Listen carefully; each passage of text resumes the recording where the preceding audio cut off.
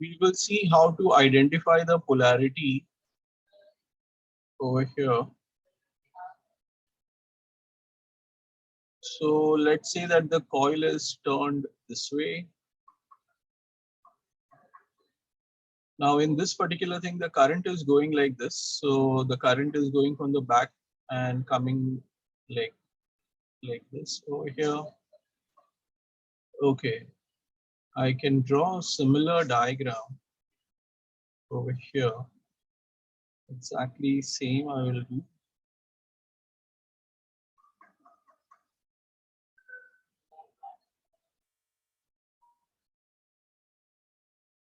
The only difference that I'll make is I'll change the polarity. So that is the reason why the current will be coming down over here and going up over there. Okay. So in this particular diagram, let's label this as A and this as B. And let's say this is X and Y. This is X and Y. We have to identify what is the polarity at X and Y in A and B. So for that, what we are going to do is we are going to use a right hand. Now, in this particular A diagram, you have to hold your right hand such that the palm is facing your face. So if you hold a right hand like this, this is the thumb, okay? So the palm is facing towards you. And now you curl the fingers, okay? You will curl your fingers like this, such that you make a fist. You make a fist. So, and your thumb is pointing out like this, okay? So when you close a fist, this is your palm, okay? So this is a palm facing towards you. And your thumb is pointing out over here. So therefore, this will be north, okay?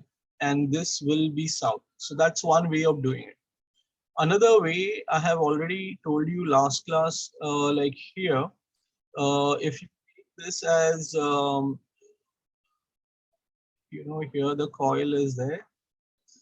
So the current can be flowing this way. This is anti-clockwise, that is north, and this is clockwise, that is south. So if you are looking here like this, okay, so you will see a circle over here where the current is flowing anti-clockwise. So that end is north and that other end is south. Now in this diagram over here, you will hold your right hand such that the back of your hand is facing you. Now in this case, you will have your thumb, you know, pointing towards the right side. You can see that, you can see the nails. And then you close your fist like this, okay? So remember one thing, that your fingers are pointing in the direction of the current. Here the current is flowing upward, your fingers are pointing upward. And over here the fingers are pointing down. So your thumb is pointing out over here. So this end is north and this end is south. Okay, so this is a way we can identify the end, the polarity at the end. Right. Okay, now the same diagram, a similar diagram I will draw. And again, we will identify the polarity.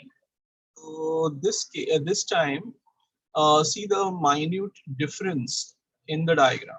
A small difference will be there. So here you have the positive and the negative. Okay, this time I will be drawing wires this way. Okay, let's do it one more time. I'll just copy and paste it over here. Right. Okay. In this particular case, I will change the positive and negative. Again, I'll use a red color to show the direction of current in this. Okay. Again, the direction of current in this particular case will be pointing down over here. So don't go by just this polarity, because you can see that here and here it's same. Okay, the positive is to the left, but see the wires, the way they are wounded across there, that's the difference. So here this is south. Now this will be north over here and south over here. This will be south over here and north over there. Okay, by the same logic, if you hold your right hand such that the fingers are pointing towards you in this particular diagram, then your thumb is pointing outside. So that shows the direction of north. Okay, so there are some questions which are quite a good questions. Okay,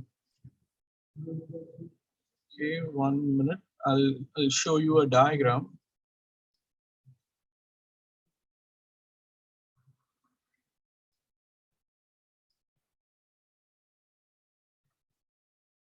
Okay, so in this particular question, you can see that, say the north of the magnet is brought closer to the end A. So the question asked is whether this magnet will, face attraction or face repulsion. So what we have to do is you have to go by again the direction of current over here. So the current is flowing in this direction like this. And so if you hold your right hand and your fingers are curled in the direction of the flowing current, your thumb points outside. So this is north and this is south. So since north and north are being brought closer, there will be repulsion. Okay. There is one more diagram,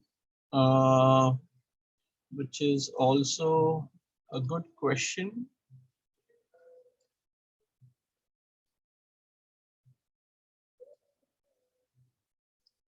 Just a minute, I'll show you that diagram. Right. So you can see in this particular diagram, this is a compass needle, and the compass needle is pointing north. How do we know that? They have given this symbol over here. So north is up, south is down, west is to the left, and east is to the right. Okay. So the question is, this compass needle, where will it deflect? Okay. So again, look at this. So the current is going down over here, up over here. So this current will flow like this. Okay, again, take your right hand to identify the direction. So this particular end will behave like north and this end is behaving like south. Okay, so again, this is north and this is south. So therefore the needle is going to deflect like this. Okay, so what do you say? You say that the needle deflects towards west direction. Okay, so that is how you answer that question. If they ask you to draw it, good, you can draw it and give the answer. So these are some of the questions which are important because they give they ask you to identify the direction. Okay, so moving ahead now. Fine, just a minute.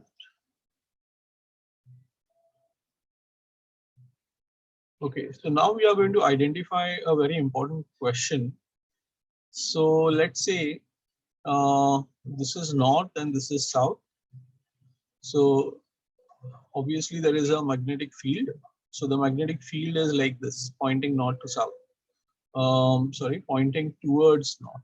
So that's the direction of the magnetic field. Okay. Now, if you place a current carrying wire in this, so this current carrying wire is placed in a magnetic field, what will this wire experience? That is what we are going to study. So I'll be showing you a small demonstration and then we'll discuss about that. So in this particular setup, there are a few things which are happening I would like you to notice. First of all, you can see that there is this wire, and the wire is connected by another piece of wire, but this is not joined. It is hanging over there, so it can move. So that piece of wire is there. It is connected to a source of current. So here there is a digital meter that is measuring the current. And also what you have is a magnet. So here you have north of a magnet, and here you have south of a magnet. Okay, or it can be south over here, north over here, we don't know. But the magnetic field is in this particular space of this magnet. Okay, so this whole space, which is this particular piece of wire is in. The current as well can be either flowing inside or the current will be flowing outside. So this is a setup. I hope you have understood the setup. There is a magnet. Okay, so the magnet has a magnetic field, and you have a current carrying wire which is in that magnetic field. Okay, so when you allow current to flow, what happens? We'll find out.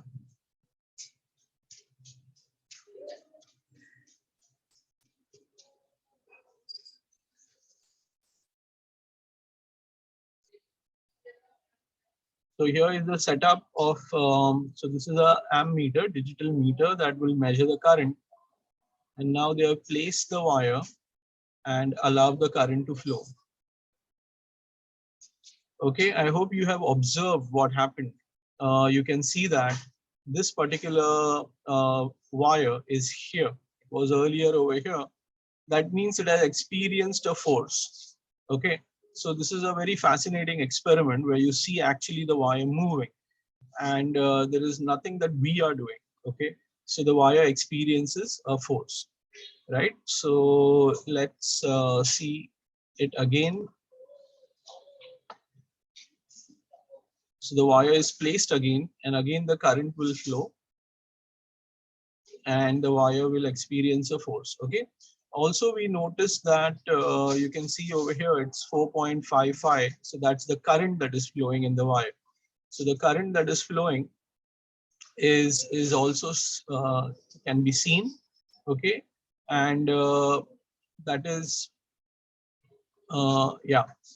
Okay, now what they will do is they will change the polarities of the magnet. So this is one piece, this is another piece. So either of them is north and south. So that piece they will replace, or they will interchange, and they will perform that experiment again. Okay, so notice now what happens. You see that this time, this particular wire, which was kept over here, is thrown in the other direction. So when the direction of the magnetic field is reversed, the direction of force also reverses. Okay, so let's see it again.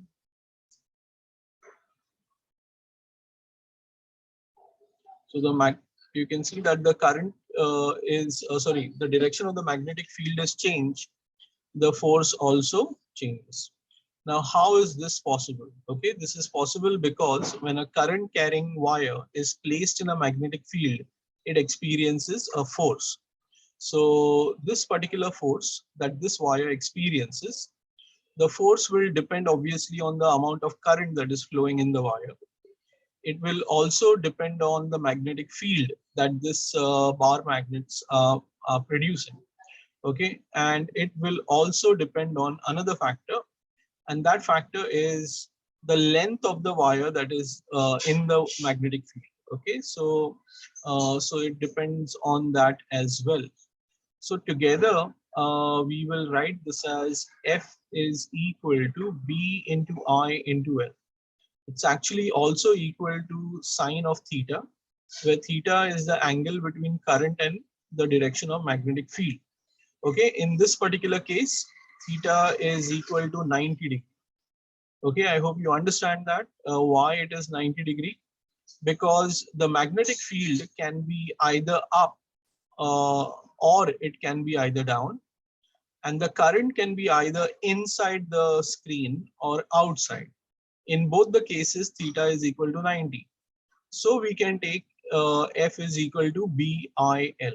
Okay, so this answers one question that gives us the magnitude of the force. Okay, that is B into I into L. But what about the direction? How do we know in what direction the wire will be thrown? Okay, so for that, what we will do is we will assume three, these three things. Okay, now what are these? These are three arrows which are perpendicular to each other. Okay, I repeat, they are perpendicular to each other. So this is perpendicular, and this is also perpendicular. So how can you actually imagine that? So if you take your left hand, you can see how I am holding my left hand. So you can hold your left hand like this, yeah. So such that this is your thumb, this is your index finger, and this is your middle finger. So you're holding them like this, such that all of them, they are perpendicular to each other, basically. Okay, and we are going to call this as FBI. So F stand for force, B stand for magnetic field, I stand for current. So if the direction of the magnetic field is along this direction, if the direction of current is over here, the direction of force will be upward. Okay, so this is called as Fleming's left hand rule. So the Fleming is obviously name of a person, and that is how the name we get.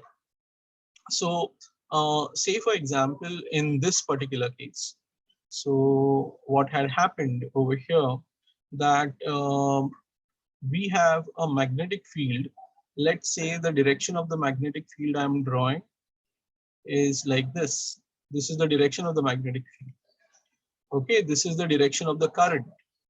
So then the force direction will be this way. Okay, I hope you can all use your left hand to identify this. This is the direction of magnetic field. So your index finger should be pointing up. This is the direction of current. So the middle finger should be pointing towards your face like this. So your thumb will be pointing to the left. So that is how we use Fleming's left-hand rule. So in this particular case, if the direction of the magnetic field is up and the current is flowing such that it is flowing like this, then it experiences a force such that it is thrown on the left side. Okay. F is equal to BIL. Okay. Now in this, B is the letter to denote magnetic field. So this is equal to F upon I into L. Now in this particular case, you know that F can be measured in Newton, I can be measured in ampere, and length is measured in meters. So therefore, the unit of magnetic field strength, okay, this is called as magnetic field strength, is Newton per ampere per meter. Okay, another name for this is Tesla, and also Weber per meter. Okay, it is Weber per meter squared. So that is also a unit.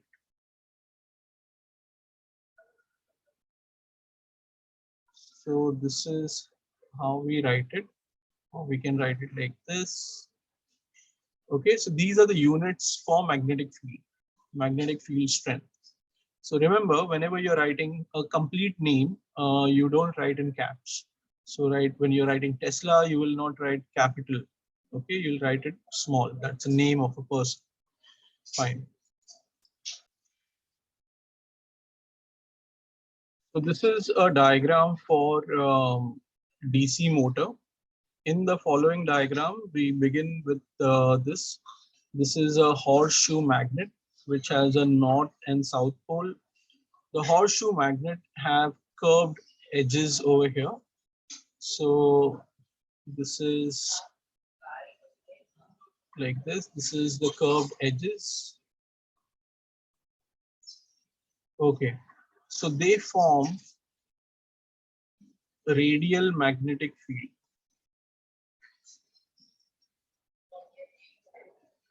Okay, so they form radial magnetic field. So that is their purpose. And this is the coil. Okay, A, B, C, D. That's the coil. And this is a soft iron core. Soft iron core increases the strength of the magnetic field around the coil. It pulls all the magnetic field lines toward itself. The coil is connected to what is called as a split ring. Okay, so you can see that this is a ring, and then you cut it like this, so it gets into two halves. One is, so that is called as a split ring. It is labeled as S1 and S2. On the other end over here, these are carbon brushes. So we have carbon brushes connected via a key. There is a battery. There is a rheostat this way. And that's how they are connected. Okay. So these slip rings are going to slip over them. So, you know, now they are connected. So if imagine the rings turning, so the rings are now not in contact. So they are like this, they turn, so they lose contact with the carbon brushes. Okay, so they can maintain contact or they can lose contact depending upon this. There is an axle connected at the end. So at the end of an axle, you will have like a fan which is connected, and that fan will rotate. So it can you know, like it can be used this way, right? Okay, so this is the arrangement, and how that works we are going to see.